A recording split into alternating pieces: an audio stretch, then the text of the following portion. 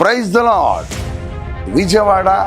విజయవాడ పట్టణ పరిసర ప్రాంత ప్రజలందరికీ గొప్ప శుభవార్త. పాల్ పృథ్వీ మినిస్ట్రీస్ వారి నిర్వహణలో ప్రతి నెల మొదటి మంగళవారం ఉదయం 9 గంటలకు పరిశుద్ధాత్మ తైలాభిషేక స్వస్థత ఆరాధన జరుగుతుంది. ప్రియులారా, జనవరి 6వ తేదీ ఉదయం 9 గంటలకే ఈ ఆరాధన ప్రారంభమవుతుంది. స్థలం మీ అందరికీ తెలుసు కదా, జింకన గ్రౌండ్స్, కందుకూరి కళ్యాణ మండపం. ఇప్పటికీ ఈ ఆరాధనలో వేలాది మంది ప్రజలు పాల్గొని గొప్ప గొప్ప మేలులు పొందుకున్నారు. పరిశుద్ధాత్మ కార్యాలను చూస్తున్నారు. కుంటివారు నడుస్తున్నారు, గుడ్డివారు చూస్తున్నారు, మూగవారు మాట్లాడుతున్నారు. పరిశుద్ధాత్మ దేవుడు అద్భుతాలు చేస్తున్నాడు. రండి, ఈ ఆరాధనలో మీ అందరి కొరకు ప్రార్థించి వాక్య అనంతరం తైలాభిషేకం చేసి మిమ్మల్ని అభిషేకించి పంపుచున్నాను. రండి, ఆశీర్వదించబడండి.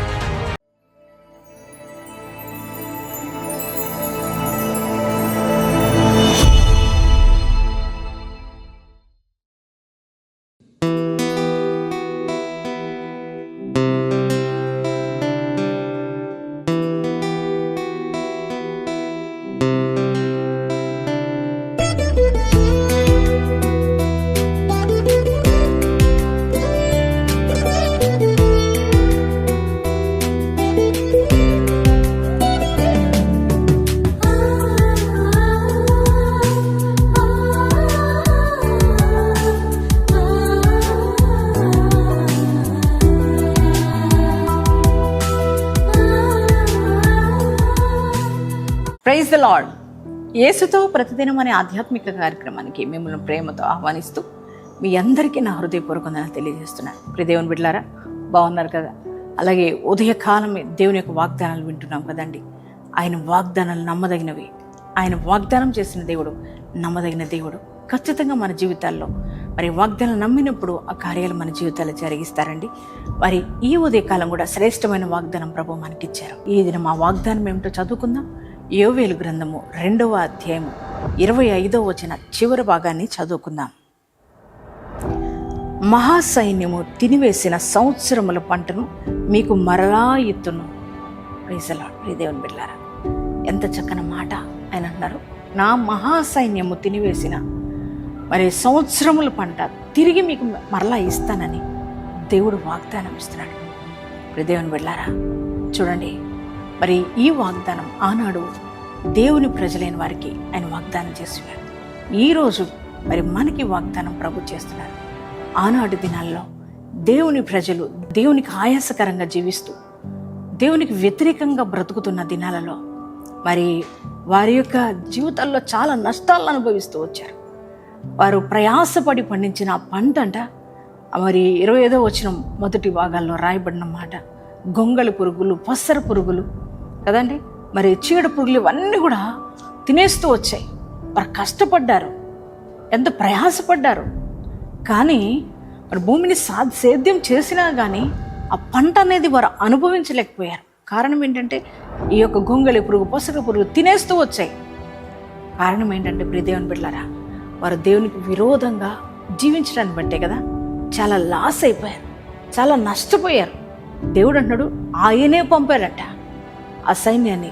ఆయనే మరి దేవుని మాట వారు విన్నప్పుడు మరి దేవుడే ఆజ్ఞ ఇస్తే ఆ పసర పురుగులు, చీడ పురుగులు అన్నీ కూడా వెళ్ళిపోయినాయి. అందుకని ఆయన అంటున్నాడు, నా మహాసైన్యం తినేసాయి అవన్నీ, కానీ మరలా నీ జీవితాన్ని మార్చుకొని, నీ బ్రతుకును మార్చుకొని దేవుడు అంటే నా వైపు నువ్వు తిరిగితే, ఆయన అంటున్నారు కదా, మరి సంవత్సరాల పంట అంటే నువ్వు ఏదైతే కోల్పోయావో, ఏదైతే నష్టపోయావో, ఏదైతే పోగొట్టుకున్నావో అవన్నీ కూడా సంవత్సరాల పంట నేను తిరిగి నీకు ఇస్తానని దేవుడు ఆ రోజునే దేవుని ప్రజలతో మాట్లాడారు.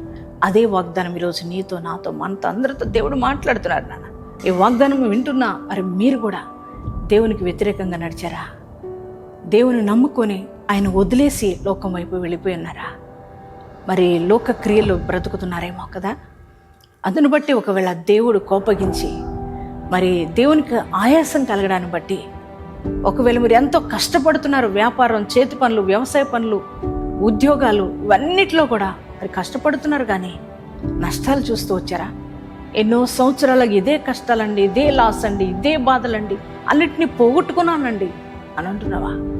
దేవుని బిడ్డ, ఎందుకు కోల్పోయావంటే ఒకవేళ దేవుడే మరి ఒకవేళ ఇవన్నిటిని కూడా కలుగు చేస్తూ వచ్చారేమో.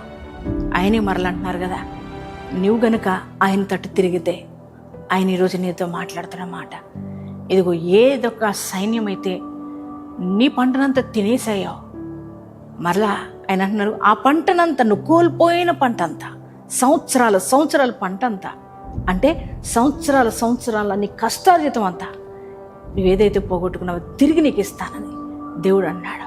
దేవుడు నీకు వాగ్దానం చేస్తున్నారు. ఆయన నువ్వు ఏది కోల్పోయావు, ఏది పోగొట్టుకున్నావు, ఏది నష్టపోయావు, వ్యాపారంలో, చేతి పనుల్లో, ఉద్యోగాల్లో, వ్యాపారాల్లో, అన్నిట్లో ఎన్నైతే నష్టపోయి ఉన్నావో అది ఈ సంవత్సరం, ఈ నూతన సంవత్సరంలో దేవుడు నీకు తిరిగి ఇవ్వబోతున్నాడు. ఎంత గొప్ప కృప కదా. ఆయన అంటున్నాడు సంవత్సరాలుగా నువ్వు ఎదురు చూస్తున్నావు ఈ లాస్ అంతా, సంవత్సరాల పంట నీకు ఇచ్చేస్తానని దేవుడు వాగ్దానం ఇస్తున్నాడు.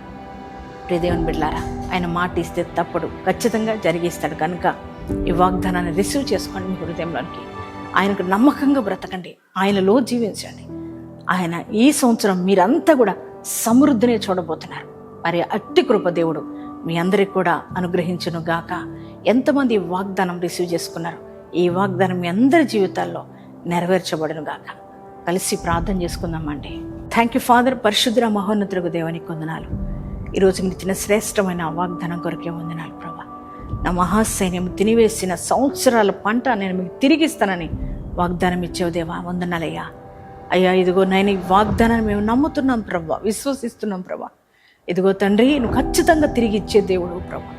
అయ్యా ఇదిగో నాయన, ఒకవేళ ఈ వాగ్దానం వింటున్న బిడ్డలు ఇప్పటి వరకు నీకు ఆయాసకరంగా జీవిస్తూ వచ్చారేమో, ఈరోజు వాగ్దానం వింటుండగానే వారి జీవితాలు మార్చుకుంటున్నారు ప్రభా. వారిని క్షమించి వారి బ్రతుకులను మరలా ఆశీర్వదించయ్యా. సంవత్సరాలు నష్టాలు చూస్తూ వచ్చారు, ఎంతగానో కోల్పోయారు. కారణం అన్నావు నీవే ప్రభా. నీ వైపు తిరుగుతారేమో ప్రజలని ఆ నష్టాలు కలుగు చేస్తూ వచ్చావు. కానీ ప్రభా, ఈరోజు మరలా మాకు కృపను చూపి నీ బిడ్డల మీద జాలి చేసుకొని అయినా మరలా నువ్వు అంటున్నావు, ఇదిగో కోల్పోయిన నా మహాసైన్యం తినివేసిన ఆ యొక్క పంటను తిరిగి నీకు ఇస్తానన్నావు కదా దేవా. అయ్యా గొప్ప దేవా, నీకు వందనాలు. సంవత్సరాలు నష్టాలు చూశారు, బాధలు చూశారు, కష్టాలు చూశారు. అయ్యా ఇదిగో వారందరికీ ఈ సంవత్సరం ప్రభా కష్టాలన్నీ తొలగించి అయ్యా నాయన నీ సమృద్ధి, నీ దీవెన, నీ యొక్క అయ్యా నేను కృపను అయ్యా ప్రతి ఒక్కరికి అనుగ్రహించమని ప్రార్థిస్తున్నాను. అయ్యా ప్రతి ఒక్కరు నీలో స్థిరంగా నిలబడటానికి సహాయం చేయండి. ఈరోజు ప్రభా ఈ వాగ్దానం వింటున్న ప్రతి వారి జీవితంలో గొప్ప కార్యాలు మీరు చేస్తూ రండి. వ్యక్తిగతంగా, కుటుంబ రీత్యా, ఆర్థికంగా, ఉద్యోగాల్లో, వ్యాపారాల్లో, చేతి పనుల్లో, వ్యవసాయ పనుల్లో అన్నీ కూడా సమృద్ధి వారు చూచుదురుగాక కృప చూపి సహాయం చేయమని, ఈరోజు మ్యారేజ్ డేస్ బర్త్డే చేసుకున్న ప్రతి వారిని దీవించమని యేసు నామములో ప్రార్థిస్తున్నాం తండ్రి.